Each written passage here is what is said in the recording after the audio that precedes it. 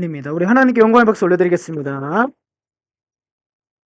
네, 우리 같이 오늘 모두가 자신의 무가치함과 싸우고 있다. 6번째 시리즈로 나누고 있고 오늘은 갈등이라는 주제로 말씀 나누도록 하겠습니다. 우리가 여러분 이제 이번 주 토요일 날 우리가 그 나노니아 이제 있죠. 나노데이 있어서 뭐 할까 했을 때 투표를 했는데 참 놀랍게 에버랜드가 됐어요. 에버랜드. 와, 그래서 에버랜드 알고 보니까 에버랜드를 쓰신 분이 한 4분 정도 되시더라고요. 생각보다 많은 숫자가 에버랜드 가길 원했구나. 근데 여러분 6월 28일이죠?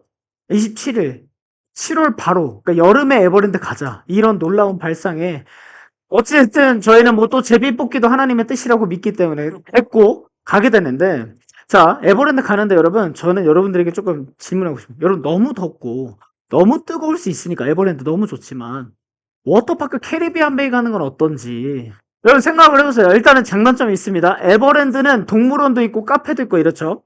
그 다음에 캐리비안 베이는 특징이 뭐냐면 우리 또 약간 그러니까 몸매가 좀 드러나고 보여지는 것이 이제 부담스러운 분들 있잖아요. 근데 여러분 생각해 보시면 캐리비안 베이 가면은 이렇게 뭐 저런 옷을 입고 있는 분들보다 다 구명조끼 입고 다니죠. 원래 구명조끼 반팔티 입고 구명조끼 입고 막 이러기 때문에 사실 막 그렇게 부끄럽거나 그런 것들은 많지 않습니다. 그래서 안에서 좀 시원하게 놀 수 있고 또 장단점은 에버랜드는 이제 밤 10시까지 하는데 만약에 이제 우리 같이 간 분들의 열정이 또 엄청나서 우리 마지막 불꽃놀이까지 보자 하면 이제 까딱 잘못하면 이제 12시간. 네, 우리 에버랜드에서 약간 10대, 20대 에너지로 해야 되고, 이 워터파크라는 곳은 이제 저녁 한 5시쯤 문을 닫기 때문에 조금 잔잔하게 할 수 있다. 그리고 제가 이제 가장 중요한 또 비용. 뭔가 오늘 영업사원 같은데. 가장 중요한 비용은 제가 이제 알아봤는데, 여러분, 일단 에버랜드와 캐리비안 베이 둘 다, 3만 원으로 이용할 수 있는 걸 찾았는데, 거기 더해서 거기서 끝나는 게 아니라 제가 이제 아는 목사님께서 에버랜드와 협업하고 계신 분이 계셔서 그분에게 나눠서 이렇게 가려고 했더니 그러면 점심 식사까지 제공해 주겠다 이랬어요. 엄청 저렴하죠. 3만 원에 사실 점심 식사에다가 식사비가 엄청 비싸니까 그렇게 해서 하니까 엄청 저렴한데 만약에 밥 안 먹을 거면 식사비를 빼주겠다. 그런 것도 있어요. 그래서 이제 하는데 이제 결국 저희가 조사를 해서 최대한 많은 분들이 같이 갔으면 좋겠는데 어디를 가실 거지? 자, 에버랜드 그래도 가겠다 한번 손 들어 주시겠어요? 에버랜드. 눈치 보지 마시고 자기 마음대로 가시면 됩니다. 에버랜드. 네, 에버랜드. 오케이. 자, 그러면 반대로 난 캐리비안 베이 가고 싶다. 자, 안 드시는 분들 조금 에반데. 이러면 설계 안 끝나요. 지현이도 안 들은. 못 가. 지현이 못 가네. 네. 아닙니다. 그런 건 아니고요. 사실 이런 얘기를 한 것이 뭐냐면 사실 다 장단점이 있고 뭐 어디 갈지 뭐 할지 막 이런 거 고민을 하는데 사실 여러분 갈등이라는 건 뭐냐면 우리가 하루에도 12번씩이나 하루에 몇 번씩도 마음이 뒤집히는 상태를 갈등이라고 해요. 그러니까 얽히고 설켜서 풀리지 않는 매듭 같은 상태를 갈등이라고 하죠. 근데 그러면 우리가 뭐 에버랜드 갈까 캐리비안 베이 갈까 이런 건요 사실 행복한 고민이고 행복한 갈등이죠. 왜냐면 둘 다 좋은 거니까. 그런데 우리 삶에는 이런 것처럼 그냥 웃으면서 결정하고 웃으면서 넘길 수 있는 갈등만 있는 건 아니죠. 사실 저는 이런 생각이에요. 우리 그리스도인이라고 하면 참 이상한 모순이 있어요. 뭐냐면 여러분들은 다 하나님을 그래도 믿으시는 분들이죠. 예수님을 믿고 하나님을 신뢰한다라고 한다면 우리의 삶에는요. 하나님을 정말 진짜 신뢰한다고 하면 우리의 삶에는 갈등이 존재할 이유가 없어요. 왜냐면 하나님이 이끄시는데 내 삶에 지금 허락하신 것이 가장 완벽하다. 내게 지금 허락한 뭐 가정, 집, 모든 것이 가장 내게 완벽하고 좋다. 그러면은 이것이 하나님의 주권이 인정이 되면 뭐라면 우리는 욕심이 부려지지 않게 되죠. 가장 완벽한 거니까. 네. 그럼 가장 슬픈 배우자는 부부는 뭐냐면 결혼을 했는데 다른 사람을 생각하는 부부가 있다면 너무 불쌍하고 비참하겠죠. 그리고 결혼을 해서 이 사람하고 살아가는데 내가 그때 다른 사람을 만났더라면 이런 생각을 한다면 이거는 굉장히 크나큰 배신이자 잘못된 생각이죠. 하나님이 이걸 원치 않으세요. 그래서 하나님은 늘 원하시는 건 내가 너에게 준 것이 가장 아름답고 선하다라는 것을 믿고 인정해라. 나는 주 하나님이야. 내가 너와 함께하고 있고 내가 널 책임질 거야 라고 말씀해 주시는 거죠. 근데 그걸 아는 우리가 왜 그렇게 갈등하느냐, 왜 그렇게 밤참 설치냐라고 한다면 우리가 오늘 제목에 나타나고 있듯이 우리는 어떤 무가치함과 싸우고 있느냐고 했을 때 사실 우리가 가장 많이 싸우고 있는 지점은 이 영역, 우리가 가장 많이 싸우고 있는 그 가장 정직한 이름인 갈등이라는 주제로 오늘 본문에 힘입어서 본문을 다루면서 함께 보도록 하겠습니다. 먼저 여러분 이 5장까지만 해도요. 오늘 6장인데 여호수아서 6장인데 5장까지만 해도 하나님께서 나타나서 직접 말씀하셔요. 근데 5장 마지막 절에 5장 마지막, 오늘 6장 1절부터 달았으니까 5장 마지막 절에 여호와의 사자가 여호수아에게 나타나서 뭐라 하냐면 너 신을 벗어라 이래. 여긴 거룩한 곳이니까 신을 벗어라. 이건 무슨 의미가 있냐면 이스라엘은 광야고 사막지대이기 때문에 대부분 어떠냐면 모래가 많아서 신을 항상 신고 다녀야 돼요. 그리고 발을 다칠 수도 있기 때문에. 근데 신을 신지 않는 유일한 사람들이 있는데 누구냐면 노예들만 신을 신잖아요. 왜 신을 못 신게 하냐면 노예들이 도망갈까 봐. 아무리 보세요. 막 뭐 돌도 날카로운 돌도 있고 그런데 막 노예가 도망가고 싶다고 해도 맨발로 빨리 도망갈 수 없겠죠. 그러니까 신을 신은 주인들이 잡을 가능성이 높으니까 신을 못 신게 했단 말이에요. 근데 지금 이스라엘 문화에서 여호와의 사자가 나타나서 여호수아에게 딱 뭐라 했냐면 너 신을 벗어라. 거룩한 곳이다. 이건 뭐냐면 첫 번째로 하나님께서 내가 지금 너를 만나고 선 이 자리가 거룩한 곳임을 알려주시고 하나님의 거룩성을 알려주시는 두 번째 뭐냐면 넌 나의 종이다를 알려주시는 거예요. 넌 나의 종이야. 즉 무슨 의미냐면 너 내 거야 이거죠. 지금 너 내 거야. 이제 앞으로 너가 나를 향한 그 사명과 나의 명령과 이런 것들이 있어서 순종하며 나아가야 될 때가 생기는 너 기억해. 나의 종이야. 즉 종이라는 건 뭐예요? 주인이 시키는 대로 하라는 거죠. 지금 그 말씀을 딱 놓여놓고 지금 여리고 성에 딱 여리고 성 앞에 딱 놓여 있는 거란 말이에요. 그 상황 가운데 여러분 보면은 요단강을 이미 엄청난 기적으로 건넜죠. 이것도 여호수아의 요단강과 모세의 홍해가 겹쳐지듯이 또 가나안 입성을 앞두고 뭐 여리고성을 앞에 두고 이런 상황들이요. 사실 모세와 그 앞선 리더인 모세와 굉장히 동일한 지점이 많아요. 그건 무슨 말이냐면 기억하게 하는 거예요. 너 지금 막막하고 힘들지? 모세에게 행했던 내가 너와도 함께하고 있어라 알려주시는 거예요. 거룩한 백성이라고. 그런데 여러분 그렇게 딱 말씀하셨어요. 여호와께서 말씀하셨다 이런 주어로 계속 나오다가 6장 1절에 갑자기 좀 생뚱맞은 시점으로 이 시점이 확 바뀌어요. 같이 읽어보겠습니다. 시작.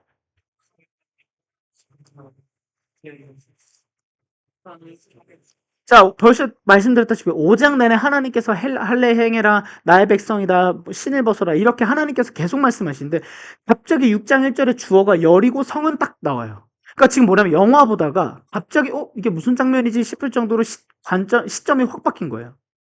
주어가 갑자기 여리고 성으로 나와요. 그러면서 여리고 성의 상태를 나타내는데 뭐라 그러냐면 막으려고 굳게 닫혀 있었고 출입하는 사람이 없었다. 이건 뭐냐면 여리고 성이 얼마나 굳건하게 막혀 있었는지 닫혀 있었는지 즉 점령이 불가능한 상태를 보여주는 거예요. 왜 그러냐면 이미요 이 여호수아와 200만의 백성들이 그 요단강을 건넌 걸 알아요. 그걸 알아요. 왜냐면 요단강 그래서 여리고성 사람들은 안전해하고 있었단 말이야. 야, 쟤네 200만이 와도 우리는 여기 요단강이 있으니까 괜찮아 이러고 있었는데 요단강을 건너서 와버렸어. 이적으로. 이거 말도 그래서 이제 이들이 하나님을 모른다고 하더라도 이들은 압도당한 상태죠. 저들은 뭔가 있다. 저들이 믿는다고 하는 신은 뭔가 있다 해서 완전히 출입문을 닫고 여리고 성 밖으로 아무도 못 나가게 하고 있어요. 그러면 여러분 이 여리고 성이 실제로 존재했을까요? 아니면 성경적인 뭐 설화나 전설 같은 이야기일까요?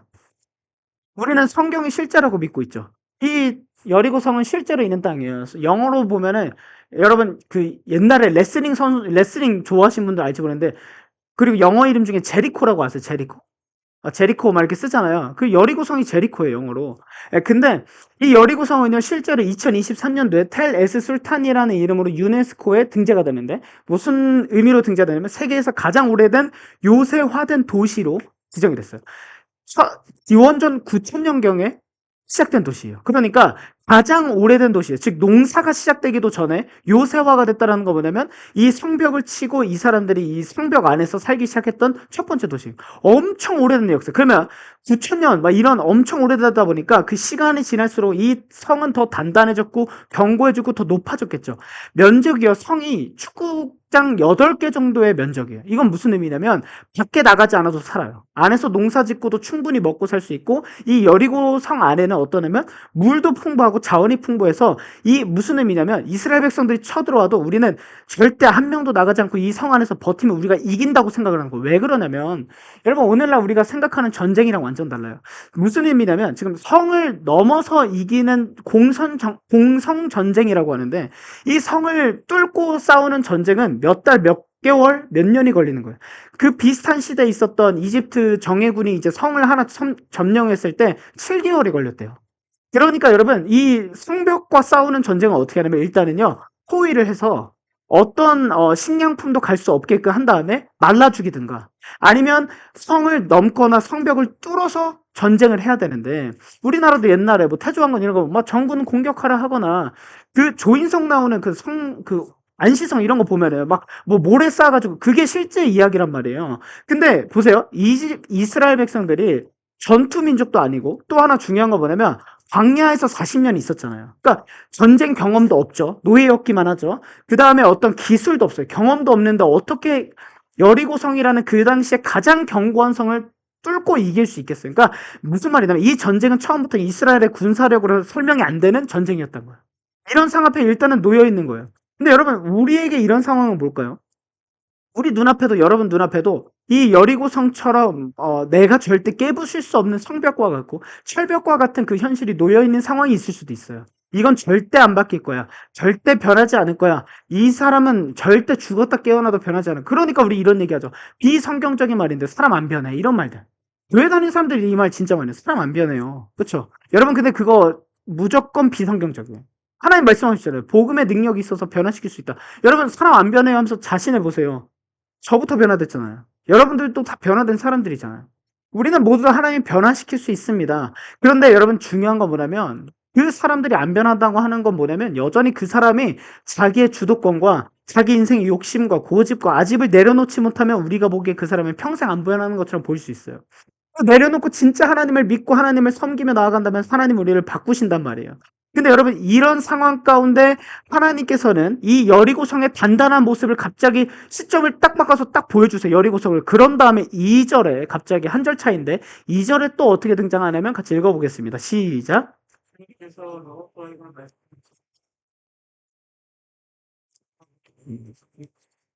자, 아까 말씀드렸죠. 5장의 주어는 계속 여호와, 주님께서였죠. 1절만 여리고 성은이라고 주어를 바꾸셨다가 시점을 돌렸다가 다시 주님께로 시점을 돌려요. 그러면서 여호와께서 주님이 주어가 되셔서 뭐라고 말씀하시냐면 여호수아에게 내가 여리고와 그 왕과 용사들을 너에게 붙인다. 이건 무슨 말이냐면 쉬운 말로 하면은 너에게 넘겨줬다 이건데 여기에 빼먹은 단어가 있어요. 여기에 번역에도 보면 이미가 있어요. 이미. 원어적으로. 그러니까 이미 너에게 넘겨주었다. 근데 여러분 생각해보세요. 원어로 나티티라는 말인데 이 히브리어의 이 시제가 언제냐면 뭐 진행형 이런 게 아니라 완료형이에요. 그러니까 무슨 말이냐면 이미 끝난 상태를 말해요. 그러니까 이거예요. 하나님이 야 여호수아야 내가 너한테 여리고성을 넘겨줄 거야 약속하는 게 아니에요. 넘겨줄 거야 언젠가 넘겨줄 거야 이런 게 아니라 여호수아야 이미 내가 여리고성을 너에게 이미 넘겨주었어라고 지금 선언하고 계세요. 그럼 여호수아는 얼마나 황당했어. 나 받은 적이 없는데 받았대. 준 적이 없는데 줬대요. 지금 이 말씀이에요. 얼마나 여호수아 입장에서 당황스럽겠어요. 근데 여호수아의 입장은 뭡니까? 이거를 이스라엘 백성들에게 전하는 것이 리더로서의 역할인 거죠. 딱 지금 이 상황에 놓여 있어요. 근데 여러분 보십시다. 우리는 정답을 알아요. 아까 말씀의 영상으로도 봤지만 결국 여호수아 성이 무너지잖아요. 정답을 알아요. 근데 그 어떤 사건도 일어나기 전에 하나님이 이미 종결 선언을 해보신 거예요. 전쟁의 승리 선언하세요. 이미 너에게 넘겨줬어라고 선언을 하신 거죠. 여러분 여기서 통해 알 수 있는 것이 있습니다. 뭐냐면 여러분 하나님께는 여러분들이 짊어지고 있는 그 높은 성벽과 철벽과 어떤 문제 절대 안 변할 것 같은 나의 현실과 문제 어쩌면 가장 견고하고 하나님 앞에 철벽을 치고 있는 나의 욕심과 나의 마음과 나의 그런 욕망을 하나님 앞에서는요 그게 얼마나 높고 큰지는 중요하지 않다라는 거예요. 하나님께는 그게 어떤 높이든지 뭐 몇 미터든지 63빌딩이든지 아무것도 중요하지 않으세요. 왜냐하면 하나님이 하시면 한순간에 그거는 무너질 수 있기 때문인 거예요. 같이 한번 읽어보겠습니다. 제가 위에 읽을 테니까 여러분들 아래 읽어보겠습니다. 하나님이 결정하시니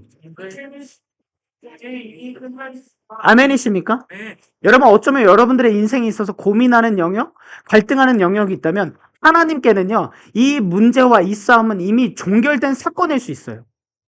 여러분 이걸 믿으셔야 돼요. 하나님이 여러분들 사랑하는 거 믿으십니까? 하나님이 여러분 책임지는 거 믿으십니까? 그러면 이미 하나님은 여러분들에게 여러분들의 모든 스토리를 종결해 놓고 계신 거예요, 사실. 그렇죠? 그러면 우리가 해야 될 건 뭘까요? 이런 갈등과 고뇌 속에서 우리가 해야 될 건 뭘까요? 자, 이제 다시 이야기로 넘어와서. 그러면 이 전쟁 이야기를 통해서 하나님이 다루시는 갈등은 무엇일까요? 이 전쟁 이야기를 통해서 하나님이 다루시는 갈등. 자, 보세요. 이스라엘이 여리고성을 뚫을 수 있겠는가가 아니에요, 지금. 이미 뭐예요? 난 졌어 라고 말씀하시니까. 그러면 이스라엘 백성들에게 갈등하는 영역은 뭐냐면 보이는 건 지금 불가능하고 막혀있는 이 철벽, 이 성벽인데 들리는 건 이미 끝났대요. 그러니까 이 사이에서 갈등이 되는 거예요. 즉 이스라엘 백성들이 전쟁을 뚫을 수 있느냐, 여리고성을 뚫을 수 있느냐 문제가 아니라 하나님의 말씀에 있는 그대로 순종하느냐의 싸움인 거예요. 이 전쟁은. 하나님께서 우리를 사용하실 때는 늘 이 지점입니다. 우리와 세상의 전쟁이 아니에요. 여러분들과 그 사람의 문제가 아니에요. 여러분들과 어떤 여러분들이 짊어지고 있는 것의 전쟁이 아니에요. 여러분들과 우상의 전쟁이 아니에요. 하나님께는 이미 나는 답을 줬고 너가 순종하느냐 안 하느냐의 싸움인 거예요. 즉 뭐예요? 나의 싸움인 거예요. 내 믿음의 싸움인 거예요. 내 신앙의 싸움인 거예요. 하나님 이거 말씀하시는 거예요. 여러분 적용해 볼까요? 여러분 우리가 하나님의 말씀대로 사는 게 진리이자 정답이라는 걸 모르는 사람들이 없죠. 믿음으로 기도하죠. 힘들면. 그리고 기도 요청하죠. 뭐 기도해 주세요. 이런 문제가 있습니다. 아니면 이런 어려움이 있습니다. 지금 이런 힘든 상황입니다. 이런 지금 상황 가운데서 기도해 주세요. 이러죠. 주일날 와서 예배도 드립니다. 그렇죠? 근데 막상 눈을 뜨면 다음날 주일날 예배 드리고 기도했다고 하더라도 우리의 모든 걸 주님께 맡깁니다 했더라도 월요일 아침에 눈을 뜨면 어떻습니까? 회사 가기 싫다. 학교 가기 싫다. 시험, 직장 상사 보기 싫다. 진짜 꼴도 보기 싫다. 또 이거 해야 되네. 과제도 아직도 시험 언제 끝나? 알바 가기 싫다. 우리는 늘 이 현상, 이런 현실 가운데 놓여 있다라는 거예요. 그러면 여러분, 우리는 성숙한 그리스도인으로서 뭘 생각해야 되냐면, 아침에 눈을 뜨자마자 보이는 것에 집착하는 것이 아니라, 보이지 않지만 생생히 살아계신 하나님을 먼저 묵상할 수 있어야 되는 거예요. 그래서 여러분들에게 큐티하라는 거예요. 그래서 여러분들에게 기도하자라는 거예요. 여러분 진짜 냉정히 솔직히 말해서 여러분들의 삶에 24시간 중에 1분 1초도 하나님을 생각하지 않으면서 무슨 그리스도인입니까? 여러분 제가 아내를 사랑한다고 말은 하지만 24시간 중에 아내 아니면 일주일 내내 아내랑 어떤 시간도 보내지 않아요. 대화도 안 해요. 그럼 제가 무슨 사랑하는 겁니까 이게? 아닌 거죠. 하나님을 사랑한다라고 한다면 내 시간의 일부를 하나님께 구별할 수 있는 거죠. 내 재정의 일부를 하나님께 구별할 수 있는 거겠죠. 이것이 우리가 먼저가 되는 것을 하나님 중요히 여기세요. 너가 갖고 있는 것 중에 마지막을 나에게 주는 것이 아니라 너가 갖고 있는 것 중에 처음을 나에게 구별해. 그리고 나머지 너의 인생을 살아. 여러분 완전한 차이가 있습니다. 누가 저에게 뭔가 예를 들면 아내가 저에게 선물을 해줄 때 언제 더 감동할까요? 아내가 예를 들면 아내와 제가 쓸 수 있는 돈이 있는데 서로 아는데 아내가 예를 들면 먼저 나에게 선물을 사줬어요. 그 다음에 아내가 막 그렇게 뭐 예를 들면 남은 돈으로 막 이렇게 아둥바둥하는 삶을 보면 저는 더 감동이었어서 막 제 걸 주더라도 도와주고 싶겠죠. 근데 아내가 막 다 쓴 다음에 한 뭐 몇천 원 남아가지고 몇천 원짜리 선물 딱 하나 주는 게 느껴져요. 별로 기쁘더라도 덜하겠죠. 감동 자체가. 하나님도 그걸 아신다라는 거예요. 우리는 늘 이래서 보이는 문제와 보이지 않는 하나님 중에서 보이는 문제를 더 많이 묵상하더라 이거죠. 걱정하는 시간이 기도하는 시간보다 훨씬 더 많더라. 이거 옳지 않죠. 우리 이 지점에서 우리가 심각하게 갈등해 봐야 돼. 내가 불안해하는 일상이 하나님 앞에 기도하는 일상보다 너무 적더라. 아니 불안은 항상해요. 걱정과 염려 항상 여기에 나는 찌들어 있어요. 근데 하나님 앞에 기도하고 맡기는 시간은 없어요. 그러면 제 생각에도 그러한 삶은 얼마나 불행하고 불안하고 어려울까요? 우리 오늘 예로기의 간증을 들으면서 느꼈던 건 뭐냐면 예로기가 이런 말을 했어요. 하나님이 참 기쁘시겠다 느꼈는데 뭐냐면 자기가 그렇게 밑바닥에서 정말 괴로운 시간 나의 힘으로 해결할 수 없는 문제까지 직면한 후에 그 다음에 보니까 이것조차도 하나님의 은혜였고 더 나아가서 그것이 있었기 때문에 내가 지금 하나님께 나아갈 수 있다라는 고백을 했어요. 여러분 이것이 가장 아름다운 신앙의 모습이에요. 그러면 똑같은 시점이 있었는데 가장 안타까운 신앙의 모습은 뭐냐면 똑같은 문제가 있었는데 하나님에게 why 따지는 상태. 하나님 나한테 왜 그러십니까? 나한테 왜 이렇게 하셨어요? 하나님 때문에 난 지금 이런 어려움이 있잖아요. 이거는 똑같은 이 현상을 경험하고도 하나님과 더 친밀할 수 있는 사람이 있고 하나님과 더 멀어질 수 있는 사람이 있다는 거예요. 여러분 우리 정답을 다 알고 있습니다. 하나님께 실수와 실패가 없고 하나님께 맡기면 된다는 거.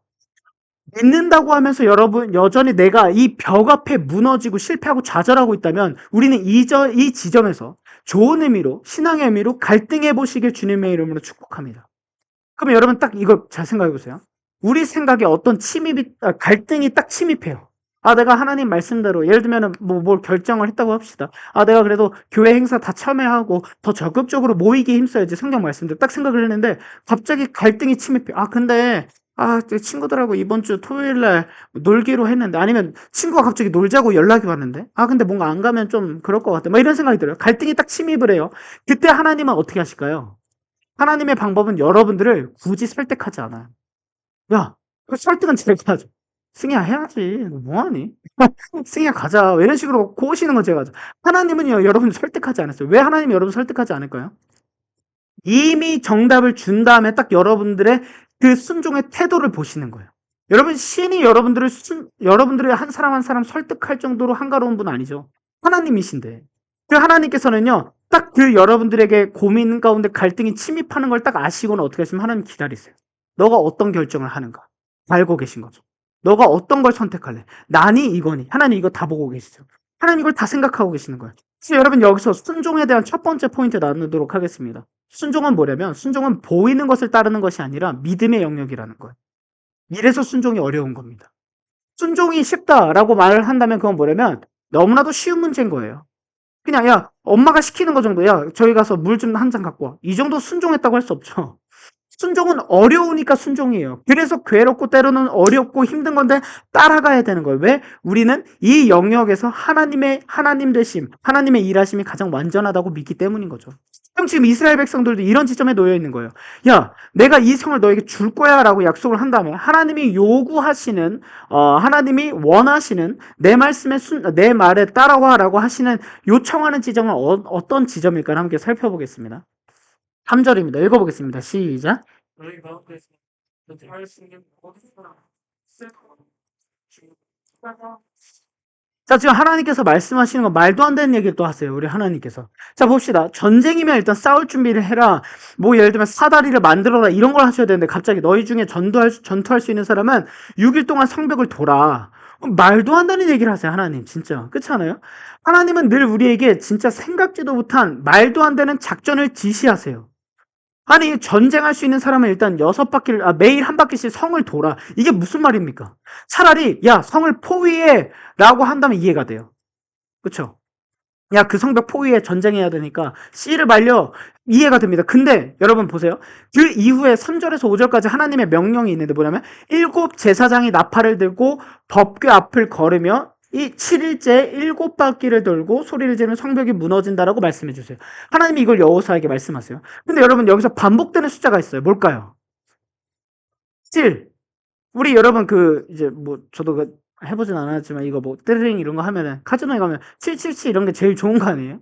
여러분 7이라는 숫자는요. 어떤 숫자의 의미를 담고 있냐면 하나님 앞에 완전수를 가리켜요. 완벽한 숫자예요. 하나님 앞에. 왜? 하늘의 3, 땅의 4예요. 왜 그러냐면 성부, 성자, 성령 세 분의 하나님과 하나님께서 이 땅을 다스리고 운영하실 때 숫자의 넷을 갖고 와서 7이라는 숫자를 하나님이 사용하신다라는 건 완전한 내가 이것에 개입하고 있고 완전한 내가 이것의 주인이다. 내가 해결할 거야를 말씀하고 계신 거예요. 그럼 왜 일주일이 7일입니까? 이 7일에 우리의 한 주의 일상, 모든 일상들을 하나님이 주관하고 개입하고 완벽하게 이끄신다라는 걸 보여주는 거예요. 그래서 7일이죠. 하나님께서 말씀하세요. 7일 동안 돌고 7명의 하나 이렇게 말씀을 하시는데 여러분 보세요. 하나님 이 말씀의 구조는 뭐냐면 오늘 6장에 보면 하나님께서 여호수아에게 말씀하십니다. 그리고 여호수아가 백성들에게 전달을 해요. 이 구조예요. 근데 여러분 오늘날 우리도 사실 이 방식들이 일치합니다. 하나님께서 교회의 목회자와 사역자들에게 말씀을 주시고 그 목회자와 사역자가 성도들에게 그 말씀을 전하죠. 그러므로 우리는 보통 어떻게 기독교에서 여기냐면 목사님의 말을 하나님의 말씀으로 인정하는가가 굉장히 중요한 지점이죠. 예를 들면 이렇게 해요. 뭐 우리 교회는 수평적이고 뭐 다비드가 이렇게 메시지한 거에서 뭐 이런 것이 문제되진 않지만 만약에 어떤 메시지를 듣고 가장 아름다운 자세는 뭐냐면 하나님의 말씀이라고 인정하고 다비드를 통해 나에게 주신 하나님의 말씀이 나는 이런 부분들은 어렵고 이런 부분들은 내가 순종해야 되겠고 이 어려운 부분에서 기도해 주세요. 이런 소통이 되면 좋은데 만약에 여러분들의 태도가 그래 무슨 얘기 하나 보자. 저 다비드가 무슨 얘기 하나 보자. 무슨 소리 하나 보나. 이런 태도라면 이거는 하나님의 말씀으로 온전히 못 받는 태도인 거죠. 이것 자체가 불순종의 시작인 거죠. 그러면 여러분 저는 메시지를 전하는 입장에서 저는 늘 2가지의 책임을 느껴요. 첫 번째는 좋은 메신저가 되고 싶다. 즉 좋은 설교자가 되고 싶다.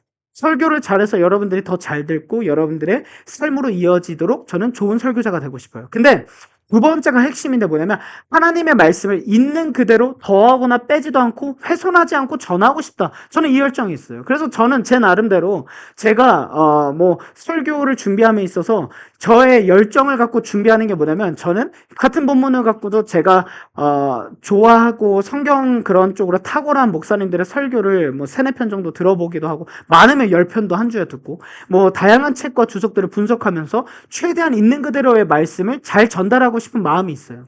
근데 여러분 오늘 본문에 보면은 여호수아가 하나님께서 말씀하신 거 3절에서 5절까지를 그대로 전하다가 나머지는 여호수아가 하나님의 말씀을 백성들에게 전하는 건데 여호수아가 하나님이 말씀하시지 않은 것을 백성들에게 추가로 전해요. 그게 그러면 돼요, 안 돼요?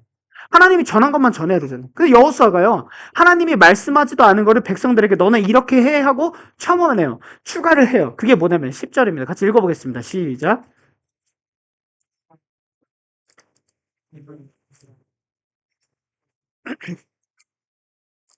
음.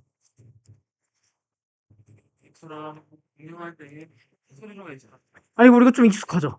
한마디도 함성을 찌르지 말고 한마디도 입 밖에 내지 말라. 이거 사자성어로 뭐라고요? 가만히 있어. 지금 여호수아 어떻게 얘기해? 야, 가만히 있어, 너네들. 뭐냐면 하나님께서 지금 명령을 잘게 준 걸 다 전해요. 얘들아, 너네 다 이렇게 해야 돼. 7일 동안 돌고 아무 말도 하지 말고 돌고 법궤 앞에서 전투하는 사람들 돌고 나팔을 들고 불고 막 이렇게 돌아. 대신 근데 갑자기 그 하나님의 말씀을 있는 그대로 전해놓고 여호수아가 한 가지 더 해요. 너네 대신 아무 말도 하지 말고 그냥 해. 왜 그럴까요? 왜 여호수아가 갑자기 하나님의 말씀을 왜 추가 첨언을 할까요? 여호수아가 경험하고 알고 있는 이야기가 있어요. 뭐냐면 제가 지난 시간에도 이 말씀을 드렸었는데 이 백성들 지금 가나안 입성을 앞두고 여리고 성을 전쟁하는 이 백성들의 바로 전 부모 세대가 이 지점에서 무너졌기 때문인 거예요. 아시는 분들은 아시겠지만 모세가요 12명의 정탐꾼이라는데 사실 쉽게 영어로 말하면 스파이예요. 12명의 스파이를요 이 여리고 성을 너네들이 가서 한번 탐방해 보고 와. 그래서 옵저버처럼 보낸단 말이에요. 근데 그 10명이 뭐라고 말합니까? 여리고 성을 보니까 우리 같은 사람들은요 마치 메뚜기 같이밖에 안 느껴져요. 우리 가면 다 죽습니다. 망해요. 막 이런 얘기를 해요. 10명이. 그리고 여호수아의 갈렙만 믿음의 언어를 선언해서 하나님께서 여호수아를 택하시고 칭찬하시죠. 근데 여러분 뭐라 그러냐면 딱 메뚜기 같아요. 저희는 상대가 안 돼요라고 하니까 그 한마디에 200만 명의 백성들이 밤새 울면서 하나님께 불평했다고 나와요. 우리 안 된대 이런 거죠.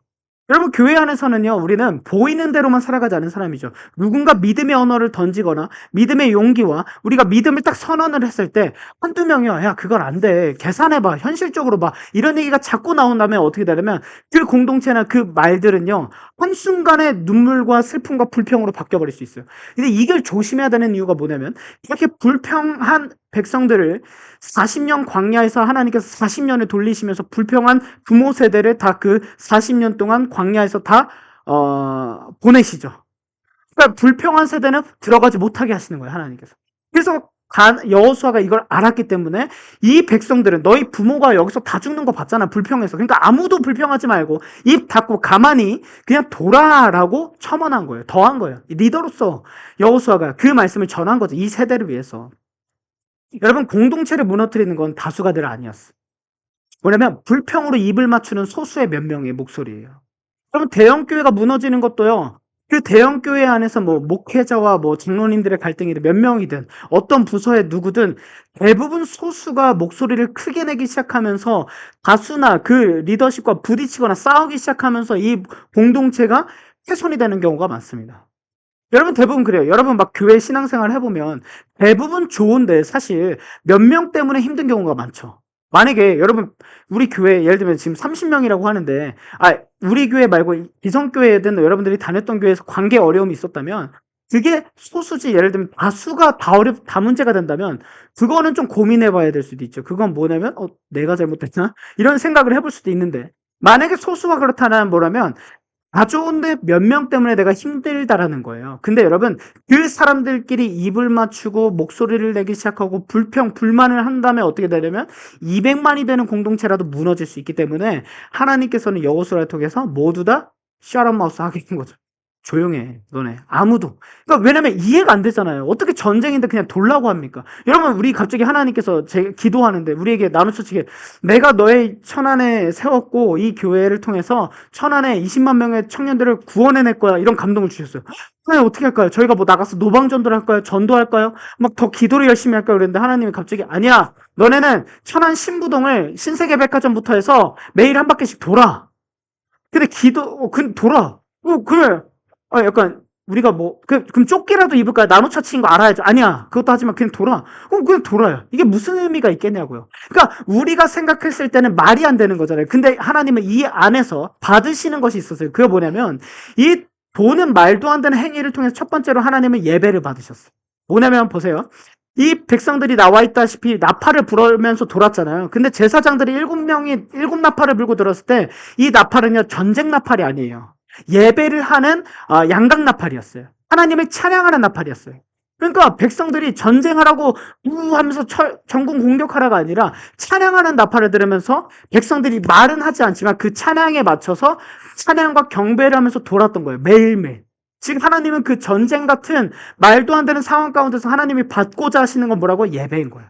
그래서 여러분 우리의 일상에서도 그렇고 최우선의 태도는 예배가 돼야 되는 거예요. 어떤 상황 가운데서도 예배는 타협할 수 없는 거예요. 어떤 상황, 시험 기간이고 모고에서도 예배와는 타협하면 안 되는 거예요. 하나님이 가장 받으시고자 하는 건 예배이기 때문인 거죠. 예배와 타협하면 안 된다라는 거예요. 예배를 지키고 드린다라는 건 우리의 삶을 하나님께 맡긴다라는 실제적인 증거예요.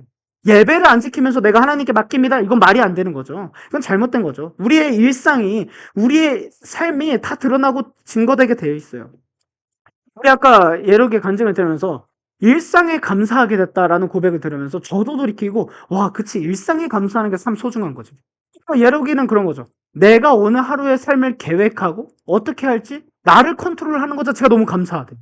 와 이게 얼마나 큰 감사인가. 저는 사실 그런 고민을 해본 적이 없었어요. 예를 들면 제가 이전에 뭐 좀 불면증에 시달린 적이 있었는데 불면증에 시달려 보니까 잠만 잘 수 있으면 하나님 제게 어떤 것도 부족하지 않겠습니다라는 고백이 돼요. 진짜 힘든 게 놓여 보니까 그것만 해결해 주시면. 근데 여러분 우리가 감사와 예배를 회복해야 될 자리는 뭐냐면 일상이라는 거예요. 일상. 그러면 이 이스라엘 백성들은 7일간 전쟁 상태에서 하는 건 그냥 일상에서 내가 말한 대로 돌아라 이거죠. 우리에게 허락하신 일상 가운데 예배를 회복하라는 거죠. 일상의 예배를 회복하고 일상의 감사와 일상의 찬양을 회복하고 주님께 나아가라는 거예요. 그것이 나에게 맡기는 거라는 거예요. 그럼 여러분 이제 이 이스라엘 백성들의 입장으로 우리가 딱 들어가 봅시다. 자, 여호수아 어쨌든 이 지금 우리의 리더인 여호수아를 통해서 말씀했어요. 야, 하루에 한 바퀴씩 돌아. 그래서 앞에 뭐 법궤 이렇게 있고 뭐 앞에 이제 뭐 이렇게 제사장들 있고 뭐 전쟁할 수 있는 사람들이 무기도 들고 이렇게 돌고 막 이렇게 돌아요. 그 뭐 몇십만 명이나 몇십만 명이 돌 텐데 돌아요. 그러면 이제 가고 있어요. 근데 어떤 생각이 들었을까요? 뭔가 뜻이 있겠지 처음에. 왜냐면 요단강도 건넜잖아요. 그리고 얘기를 들어보니까 경험 못한 사람들도 있을 테니까 모세를 통해서 홍해도 갈랐잖아. 그러니까 이런 기적들이 들었으니까 뭔가 뜻이 있겠지 하고 한 바퀴 돌았어요. 두 번째 또 돌아요. 근데 이게 맞나? 이런 생각들이 들죠. 이게 맞나? 뭐 일상에 뭐 변화되지도 않는데. 세 번째 날 또 한 바퀴를 돌아요. 근데 갑자기 이제 어떤 백성들이 점점 이런 생각이 들죠. 아니 이 성이 무너진다고 했으면 이게 뭔가 인간거나 진동 같은 거라도 있었는데 아무것도 없네. 4일째, 5일째, 6일째 아무 변화가 없어요. 이 상황 가운데 여러분 이것을 순종하기가 얼마나 어렵겠냐고. 여러분 목표가 있으면 그 목표를 향해 도달할수록 힘듭니다. 5km를 딱 뛸 때 언제가 제일 힘든지 아세요? 일단은 처음에 힘들고 그러다가 가장 힘든 거는 뭐냐면 몸이 힘든 게 아니라 마음이 힘든데 뭐냐면 3.8km부터 거의 5km 다가왔을 때 그만할까? 이 생각이 엄청 그래서 힘들어요. 왜냐면 5km 목표 채워야지 막 이렇게 하는데 이게 너무 그 기다리는 목표를 향해 도달하는 시간까지가 너무 멀게 느껴지니까 힘든 거예요. 그만할까 이런 생각이 듭니다. 여러분 우리가 같이 큐티하자 그랬어요. 막 큐티를 열심히 하는데 그래 다시 하나님과의 관계를 해서 내가 매일매일 큐티하지. 아침에 큐티를 했어요. 그날 너무 좋아. 그래도 은혜가 있고 평안함이에요. 두 번째 날 해요. 근데 두 번째 날 바쁘니까 집중하지 않고 그냥 이렇게 탁탁탁탁만 해요. 그냥 이렇게 하고 끝났어요. 그러다가 세 번째 날 놓쳐요. 그러면 또 어떻게 될까요? 우린 또다시 일상이 변하지 않는 그런 삶으로 살아가면서 뭐라고 생각하냐면 큐티에도 변하는 거 없네라고 생각을 하기 쉽다니까요. 근데 여러분 하나님이 원하시는 건 뭐예요? 6일, 7일까지 변하지 않는 그 삶에 있어서도 너가 내게 순종하는가를 보시는 거예요. 여러분 이게 중요한 거예요. 진짜 이게 맞나? 내가 이렇게 한다고 내 삶이 뭐가 바뀔까? 뭔가 달라지는 게 있을까? 이 문제를 하나님이 해결해 주실까? 바뀔 게 안 보이는데. 그 사람이 바뀔 거면 바뀌기 하나님이 역사하시기 전까지 내가 하나님께 뭐 결단하고 기도하고 뭔가 했다면 그 하나님의 타이밍은 난 모르지만 어쨌든 조금씩이라도 바뀌는 모습이 있어야 되는데 하나도 바뀌는 게 없네? 그러면 어떻게 돼? 우린 거기서 포기하죠. 이 지점이 우리가 신앙인으로서 매일 부딪히고 갈등하는 지점인 거예요. 여러분 잘 아셔야 될 게 있어요. 하나님은요, 우리를 희망 고문하지 않으세요. 바꿀 거면 완전히 180도 바꾸시는데, 하나님 때에 이뤘을 때 한 번에 해버렸어요. 왜냐면, 그래야지만 하나님이 하셨다는 걸 믿기 때문인 거죠. 조금씩 조금씩 계속 바뀌는 게 보여요. 그러면 어떻게 할 수 있을까요? 아, 그래도 내가 뭔가 이 사람한테 좀 노력하고 이렇게 했으니까 이 사람이 뭐 철을 들었나? 뭔지, 이런 식으로 생각을 한다니까요. 여러분, 여기서 순종의 두 번째 태도가 나옵니다. 같이 읽어보겠습니다. 시작. 순종은 내등을 씌우는 게 아니라 내 곁을 씌고 가는 것이다. 보이지 않아요. 어떤 결과가 조금씩 드러나잖아요. 근데 그런 갈등 속에서도 나아가는 게 순종. 우리는 많이 착각해요. 갈등을 없애야지 내가 순종할 수 있어. 아니에요. 갈등 속에서도 나아가는 거예요. 이거 보세요. 여러분들 삶에서 저도 그렇고 안 힘든 삶은 없고 문제가 없는 사람이 어디 있습니까? 모든 게 완벽한 사람이 어디 있습니까? 근데 그 가운데도 우리는 예배를 드리는 거잖아요. 잘못 생각하면 돼요. 내가 완전해야지만 예배를 드릴 수 있지. 어차피 오늘 가서 졸 거면 나는 예배 안 드리는 게 나아. 이것조차도 여러분 이스라엘 백성들처럼 이런 불평불만인 거라니까요. 근데 하나님께서 원하시는 건 뭐야? 네가 그럼에도 불구하고 나에게 나아오느니 이런 갈등 가운데서도 나를 신뢰하고 나아오니 이거죠. 예를 들면 이거예요. 오니 소리를 제가 좀 커가지고 오나 소리야 오나 소라 너가 이걸 딱 해오면 아빠가 사탕을 줄게. 근데 아빠가 사탕이 없는 것처럼 보여요. 그래서 오니 소리가 안 해요. 그럼 좀 속상하겠죠. 하나님 입장에서도 그렇고. 근데 오니 소리가 안 보이는데도 아빠를 신뢰하고 일단은 끝까지 해서 와요. 그러면 저는 없던 거라도 사서 주겠죠. 이런 태도인 거죠. 하나님이 보시기에. 안 보여도 너 진짜 순종할 수 있어. 왜? 그게 사랑이니까. 하나님은 어쩌면 여러분들에게 갈구하시고 갈망하시는 거 보면 여러분들의 사랑과 여러분들의 마음과 여러분들의 열정이에요. 하나님 그거 갈망하시는 거예요. 나를 사랑한다면 안 보여도 한번 해봐. 나를 믿는다면 진짜 순종하고 나아가봐. 그 갈등 속에서 나를 택해봐. 이걸 말씀하시는 거예요. 그러면 이제 마지막 세 번째로 이 전쟁에 하나님의 승리법, 하나님이 역사하시는 비법, 하나님이 어떻게 전쟁을 종결시키시는지를 한번 보도록 하겠습니다. 근데 여러분 이 장면을, 이 여리고성 전쟁이라는 걸 영화로 만들었다고 생각을 해볼까요? 자, 봅시다. 우리가 보통 전쟁 영화라고 하면 어떠냐면 전쟁을 향해서 왜 이 전쟁이 일어나는지부터 해서 주인공이 누구고 막 어떤 이런 인물의 서사를 풀다가 마지막 하이라이트는 보통 전쟁 영화면 극적이니까 불리한 주인공과 가능성이 없어 보이는 상황에서 뭐 화려한 전력이든 화려한 액션이든 그런 걸 통해서 아니면 전우회든 그런 걸 통해서 역전하는 모습을 통해서 이제 기승전결을 빡 짚고 끝내죠. 근데 여러분 이 여리고성이라는 전쟁 영화에 있어서는 뭐냐면 얼마나 재미없는 영화냐면 지금 오늘 본문에 전투가 한 번도 없어요. 전쟁인데 전투가 없는 전쟁이에요. 싸움이 없어요. 아니 뭐 싸워야지 우리가 이 영화라도 보죠. 그래서 여리고성이라는 여리고성이라는 영화가 안 나오는 건지 모르겠는데 재미가 없는 거예요. 전쟁이 한 번도 없으니까 전쟁 가운데 전투가 없으니까. 근데 19절까지 그냥 계속 이런 이야기예요. 그냥 계속 돌아요. 그러다가 이제 오늘 20절이 됐습니다. 20절에서야 뭔가 액션이 드디어 나타나는데 같이 읽어보겠습니다. 시작. 제사장은 그에게 말씀을 들었다. 그가 서 음. 공격이 무너져내려 백성이 일제히 포로 성을 증명하였다. 여러분 절대 무너지지 않을 것 같았던 성이 그리고 어떤 흠과 어떤 전조 증상도 보이지 않았던 성이 그냥 한마디로 끝나요. 성벽이 무너져 내렸다. 이렇게 말씀해요. 백성이 크게 외치니 성벽이 무너졌다. 근데 하나님께서 얼마나 과학적으로 무너뜨리시냐면 뭐 오늘 이제 설명 안 하지만 기생 라합이 있는데 그 실제로 캐년이라는 그 고고학자가 이 그랜드 캐년을 이제 발굴을 해서 조사를 해보는데 성벽이 다 무너졌는데 딱 한쪽 성벽만 안 무너졌대요. 북쪽에. 그래서 어떻게 추측을 하냐면 성벽이 무너져서 대부분이 이제 가난하고 서민들이 죽는데 기생라합도 서민이거든요. 그러면 성벽이 무너졌으면 첫 번째로 죽는 거는 서민들이란 말이에요. 근데 기생라합을 위해서 하나님께서 북쪽을 무너뜨리시지 않았겠구나라는 것이 파악이 돼요. 그 다음에 또 하나는 뭐냐면 하나님께서 성벽을 그냥 와르르 무너뜨리신 것이 아니라 위에서부터 무너지게 하셔서 이걸 계단식으로 만드세요. 그러니까 이렇게 돼 있는 성벽이 그냥 뻥 떼면은 성벽을 못 올라가잖아요. 그러니까 어떻게 하냐면 하나님께서 여기서부터 무너뜨리셔가지고 이런 계단을 만드세요. 그래서 어떻게 되냐면 이스라엘 백성들이 성벽이 무너졌고 백성이 일제히 성으로 진격해서 그 성령을 점령하였다. 즉 무슨 말이냐면 계단식으로 무너뜨리셔서 이스라엘 백성들이 무너진 성벽을 타고 성벽 안으로 들어갈 수 있게끔 만드신 거예요. 하나님의 역사가 참 놀랍고 실제적이죠. 근데 여러분 보세요. 무너지지 않았던 것 같았던 이 벽이 한 문장으로 끝나죠. 큰 소리 외치니 성벽이 무너져 내렸다. 뭐 어떻게 무너졌다 하나님 이거 말씀하시지 않았어요. 그냥 성벽이 무너져 내렸다. 즉 무슨 말이에요? 성벽이 무너질 것이다. 내가 너에게 이미 줬다. 약속하신 것을 그대로 그 말씀 그대로 이루시죠. 여러분 저는 신앙생활을 하고 또 목회를 해나가고 하나님을 의지하고 살다 보니까 하나님의 일하심이 때로는 너무나도 쉽다라고 느껴질 때가 많아요. 여러분 보세요. 늘 하나님의 방법과 여러분의 방법이 같았나요? 다르지 않아요? 여러분들이 생각한 대로 하나님이 일하실 때가 많았나요? 저는 거의 안 그랬어요. 저는요, 여러분, 어렸을 때 어떤 생각을 했냐면, 저는 진짜 훌륭한 목회자가 되고 싶었는데, 예수님 만난 다음에, 그래서 저는요, 대학교 졸업하자마자 미국으로 가서, 미국에서 석사랑 박사, 공부를 다 해서 유학을 해서 한국에 와서 정말 좋은 교수자, 목사가 되고 싶었어요, 사실.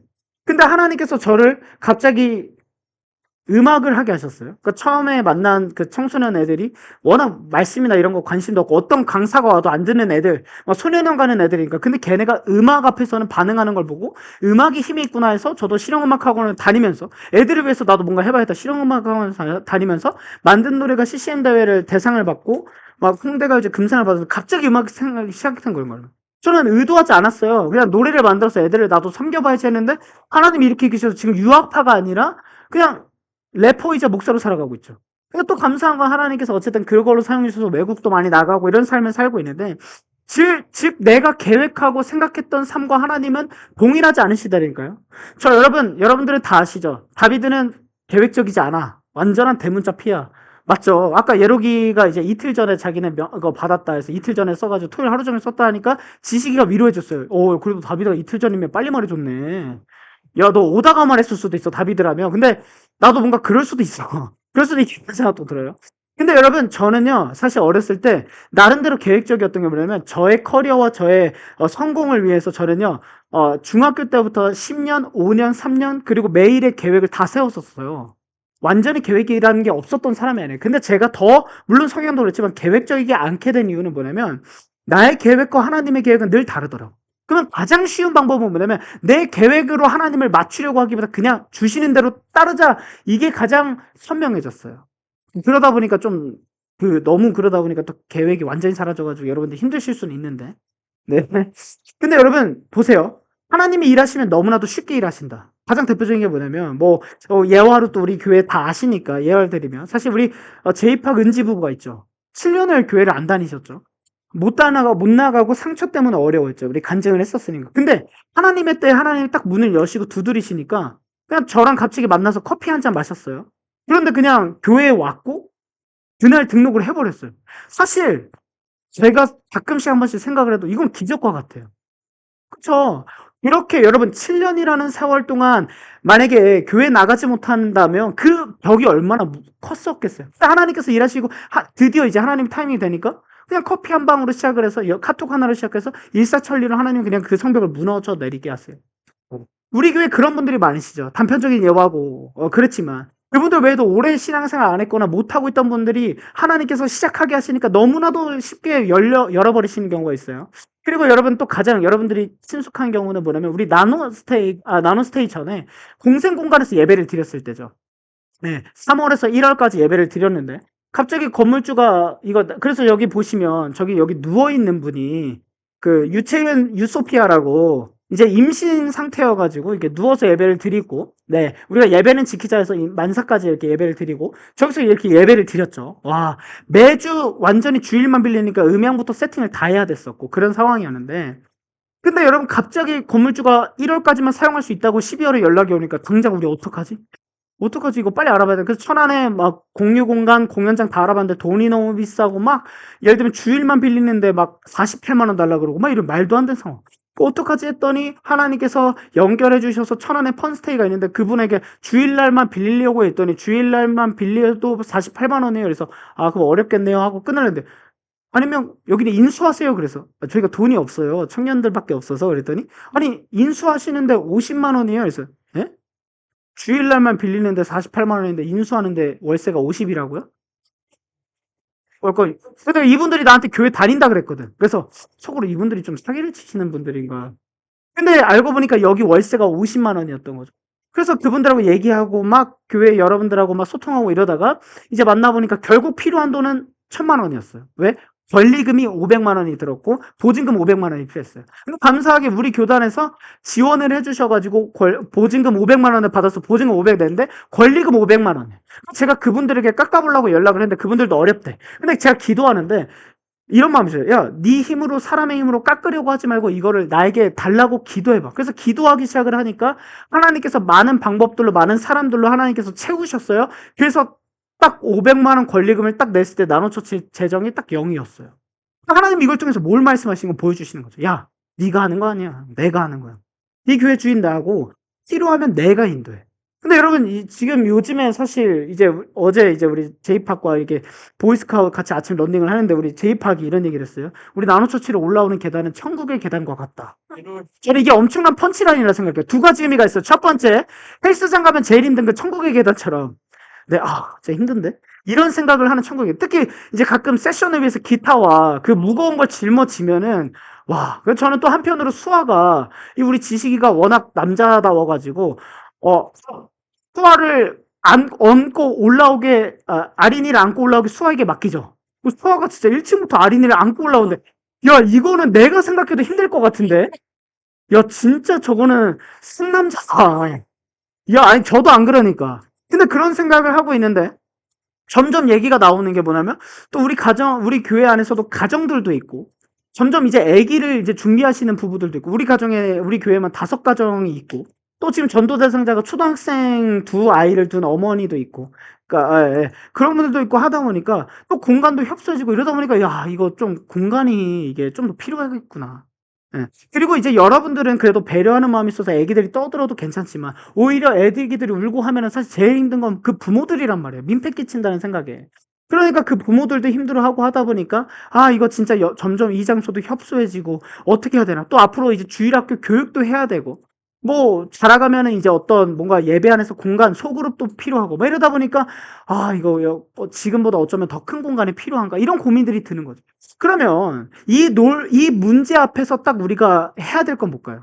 예를 들면 이런 얘기 할 수 있죠. 우리가 더 큰 공간이 필요한 것 같아요. 그러면 지금 재정 얼마 있고, 지금 그러면 천안의 신부동에 얼마에 얼마짜리가 있고, 그럼 이거 어떻게 해볼까요? 인간적인 회의를 들어가기 전에 우리 기독교인들이자 교회가 첫 번째로 해야 될 건 뭐냐면 하나님께 기도해야 돼. 하나님, 우리가 이 공간도 좁은 것 같습니다. 하나님의 계획과 섭리가 완벽한 줄 믿습니다. 하나님, 우리가 기도할 테니 하나님 우리를 인도해 주시옵소서라고 기도해야 돼요. 여러분들의 문제에서도 그렇습니다. 어떤 문제가 딱 직면한다면 여러분들이 첫 번째로 해야 될 건 뭐예요? 하나님께 맡깁니다. 하나님, 이 문제를 해결해 주시옵소서. 우린 믿습니다. 하나님이 가장 쉽고 완전하게 해결할 수 있다라고 믿습니다. 네. 그래서 여러분 이걸 믿으시기 바랍니다. 절대 안 될 것 같은 문제도 하나님이 푸시면 그냥 막 얽혀있던 실타래가 하나 푸니까 다 풀어져지는 것처럼 하나님이 하시는 것이 가장 빠르고 쉽다라는 거 믿으시기 바랍니다. 마지막으로 순종의 세 번째 태도 읽겠습니다. 없네요. 네, 제가 읽어드리겠습니다. 네, 잠시만요. 일단 당황하지 않은 척하고 순종은 과정부터 결과까지 모든 것을 하나님께 맡겨드린 태도예요. 근데 우린 착각해요. 순종은 결과만 하나님께 맡긴다라고 생각을 하는데 아니에요. 순종은 과정부터 하나님께 맡기는 거예요. 시작부터 맡기는 거예요. 이 문제를 해결하기 위해서 내가 다 하다가 마지막 기도해주세요. 하나님이 슈퍼맨처럼 뻥 하는 게 아니에요. 시작부터 하나님께 맡기는 거예요. 여러분들이 어떤 힘듦과 어려움이 있다면 시작부터 맡기시길 주님을 축복합니다. 우리는 교회가 그래서 같이 기도했으면 좋겠어요. 단순히 더 큰 공간으로 가자 막 이런 걸 넘어서 우리가 이 교회에서 하나님이 필요하시면 하나님이 구하게 하실 거고 하나님이 이루실 줄 믿습니다. 하나님 우리가 이제는 뭔가 이런 상황에서 하나님이 어떻게 이끄실지 모르겠지만 하나님의 선하신 이끄심을 믿습니다. 이 어떤 갈등 가운데서도 우리가 순종하며 나아가게 주시옵소서라고 기도하는 저와 여러분들에게 축복합니다. 이제 말씀을 마치려고 합니다. 반주 한번 음악 한 번만 켜주세요.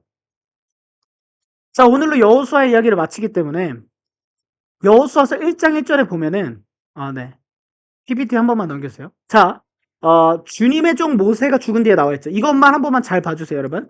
주님의 종 모세로 나오고 아래 보면은 여호수아가 어떻게 나와 있죠? 모세를 보좌하던 눈의 아들로 돼 있죠. 근데 여러분 여호수아 모든 말씀에 다 이렇게 나와요. 모세를 보좌하던, 모세의 시중 들던 눈의 아들, 눈의 아들, 눈의 아들. 왜냐면 이 누구의 아들이라는 거 당시 언어의 그 표현이었어요. 왜냐면 비슷한 이름이 많으니까. 그래서 누구의 아들 여호수아 이런 식으로 눈의 아들 여호수아라고 표현을 하는데 여호수아서 24장, 즉 마지막 장쯤에 갔을 때 하나님께서 여호수아를 호칭하시는 걸 바꾸세요. 뭐냐면 읽어보겠습니다. 시작. 길을 마치면 주님 노래하는 여호와가 내 날을 백시했다. 하나님께서 딱 한 번 여호수아를 이렇게 부르시는데 뭐냐면 뭐라고요? 주님의 종. 이건 뭘까요? 여호수아는 하나님께서 자기에게 맡기신 그 부담, 그 모든 갈등을 넘어서 끝까지 순종했을 때 하나님께서 마지막에 나의 종이라는 가장 영광스러운 호칭과 칭찬을 해주셨어요. 여호수아에게. 여러분 결국 신앙이라는 거 뭡니까? 끝까지 가는 거예요. 우리의 믿음이라는 건 뭡니까? 끝까지 가는 거예요. 잠깐 흔들릴 수도 있지만 결국 끝까지 가느냐가 중요한 거예요. 결국 흔들리더라도 넘어지더라도 좌절하더라도 실패하더라도 끝까지 간다면 하나님께서는 그 끝까지 순종의 결승선에서 착하고 충성된 종아 잘했다라고 안아주실 거예요. 그럼 여러분들에게 도전하고 싶은 건 이거예요. 그 갈등하는 상황 가운데서 무엇을 선택하시겠습니까? 우리 나눠의 고백하겠습니다. 제가 앞부분 여러분들이 뒷부분을 하시는데 우리 교회로서 같은 성도로서의 고백으로 아멘으로 진심을 다해 고백해 주시면 감사하겠습니다. 나는 결과로 내 가치를 증명하려고 하지 않고 이미 일하고 있어. 아멘이십니까? 하나님이 여러분들의 문제를 이미 해결하고 계신 줄 믿습니다. 나는 불안해하며 걱정하는 시간보다 시작부터 했다. 아멘이십니까? 하나님 이거 원하십니다. 마지막입니다. 나는 갈등을 피해 도망가지 않고 끝까지 가는 것이 가장 아름다운 줄 믿습니다. 네. 이제 마지막으로 여러분들에게 이야기만 하고 마무리하도록 하겠습니다. 여러분들의 삶에 보면은 저도 여러분들을 만나다 보면은 참 갈등을 많이 하는 게 보여요. 갈등하고 고민하고 불안해하고 염려하고 저도 그럴 때가 있으니까 저도 공감이 되고 저도 청년으로서 그것을 많이 느껴가고 있습니다. 똑같이 애를 키우면 애를 어떻게 더 잘 키워가야 될까 이런 고민들. 근데 여러분 내가 고민하고 갈등한다고 해서 해결될 거 없고 내가 더 나아질 게 없어요. 근데 여러분 만약에 반대로 생각을 해볼까요? 하나님 입장에 생각해 보시죠. 만약에 하나님이 여러분들을 구원할지를 갈등한다고 생각해 볼까요? 우린 이렇게 믿죠. 하나님은 갈등하지 않으시는 분이야. 하나님은 나를 그냥 사랑하시는 분이야. 이걸 기본 베이스로 깔고 있는데 생각해 볼까요? 하나님이 여러분들을 사랑할지 아니면 하나님이 여러분들을 구원할지 갈등한다 생각해 보십시오. 아니면 여러분들이 하나님께 진짜 간절하게 하고 기도하고 있는 그 기도 제목을 기도할 때 하나님이 갈등한다 생각해 볼까요? 내가 그걸 해결해 줄까 말까? 그러면 해결해 줄까 말까를 고민한다라는 건 뭐예요? 하나님도 우리와 같은 인간적인 생각으로 원인과 결과를 따져볼 수 있겠죠. 너는 나한테 뭐 얼마나 충성됐고 얼마나 순종했고 나와 얼마나 나에게 노력했고 나에게 첫 번째를 늘 나에게 했고 이걸 하나님 따지신다고 생각할까요? 그러면 우리 중에 누가 하나님의 백성으로 살 수 있겠냐고요. 누가 구원받을 수 있겠냐고요. 아니 누가 사랑받을 수 있겠냐고요. 하나님의 입장에서 보면 맞다니까요. 근데 우리는 내 삶을 하나님께 하나도 의지하지 않아놓고 늘 구하기만 하고 바라기만 하고 해주세요 이렇게만 생각을 해요. 하나님이 갈등하셔서 하나님이 꺾어버리시면 우린 지옥행이라는 배드엔딩으로 끝나는 건데 우리는 한 가지 믿는 게 있습니다. 우리의 믿음에 확실한 거 뭐냐면 하나님은 나에게 한 번도 갈등하지 않으셨다라고 우리는 믿습니다. 아멘이십니까? 그러니까 나는 뻔뻔하게 얘기해. 난 구원받았어. 난 천국 갈 거야. 나는 하나님의 사람이야 라고 고백을 하죠. 내 일상은 생각하지도 않고. 우리가 받은 이 압도적인 은혜가 있습니다. 근데 여러분 이 땅에 인간으로 오신 예수님은요 사실 갈등하셨어요. 여러분들을 놓고 뭐냐면 당장에 십자가 앞에 딱 놓여있는데 이 십자가를 내가 지어야 되는데 모진 고문과 채찍과 수치를 당해야 되는데 너무 괴로우니까 겟세마네에서 땀이 핏방울이 떨어지도록 하나님께 갈등하면서 기도하죠. 근데 그 갈등 속에서 예수님이 마지막 기도는 뭡니까? 하나님께 내 뜻이 아니라 하나님의 뜻대로 해주십시오. 여러분 우리 모든 일생의 갈등과 고민 가운데 마지막 고백은 내 뜻이 아니라 하나님 뜻대로 해주십시오라는 고백이 돼야 될 줄 믿습니다. 예수님이 이거 보여주신 거예요. 그래서 그렇게 순종하셔서 어떻게 합니까? 끝까지 십자가를 지셨고 우리의 모든 죄를 사하셨고 우리는 하나님 나라의 백성이 됐습니다. 그러면 이제 여러분들의 밤잠 설치며 갈등하고 고민하고 염려하고 슬퍼하고 해결할 수 있을까? 그런 모든 갈등들 예수 그리스도의 이름으로 내려놓길 축복합니다. 하나님께 맡기는 것. 하나님께서 맡기는 것이 우리는 이렇게 믿습니다. 가장 안전하고 가장 완전하고 가장 빠르고 가장 완벽하게 하나님이 이루신다고 우리는 믿습니다. 그 하나님께 나아가십시오. 그 주님을 의지하십시다. 그러면서 오늘 내게 주어진 여리고성을 한 바퀴 묵묵히 돌아내십시다. 그래서 결국 이 메시지의 핵심은 이거예요. 여리고성을 무너뜨리는 건 하나님이 하실 일이고요. 여러분들의 문제를 해결하실 건 하나님이 하실 일이고요. 우리가 해야 될 건 뭡니까? 그저 오늘 우리에게 맡기신 한 걸음 한 걸음을 나아가는 것인 줄 믿습니다. 그 걸음에 순종을 더한다면 우리의 예배를 받으시는 하나님께서 행하시고 완벽하게 이루실 줄 우리는 믿습니다. 아멘이십니까? 우리 한 번만 기도하겠습니다.